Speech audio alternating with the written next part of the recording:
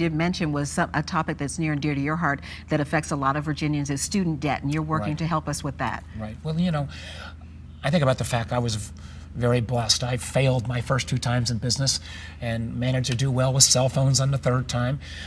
But I came out of schools first in my family with only $15,000 worth of debt. Now students are coming out with, on average, $26,000, $27,000, many with $40,000 and $50,000 of student debt. There's more student debt than there is credit card debt. And the ripple effect that has in terms of people not starting jobs or not buying that first house.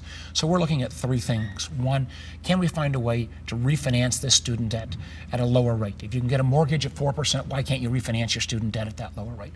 Secondly, and this is actually, I'm working with Senator Rubio, Republican senator from Florida, saying we should allow everybody to basically have a income-based repayment plan so that you only pay up to 15% of your income.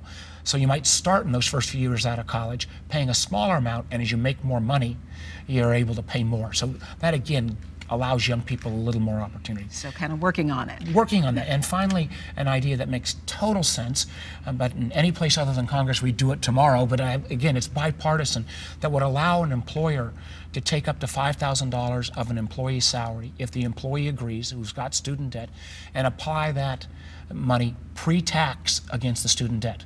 Great way to retain an employee, also a great way for that young person to get some of that student debt paid off pre-tax. So a series of items. There's no single silver bullet, but it's going to take a real focus if we're going to make sure that young people have the same kind of opportunities that I had getting out of school 30 years ago. Senator Mark Warner, thank you so much for joining us today. Thank you, Cheryl. You're welcome.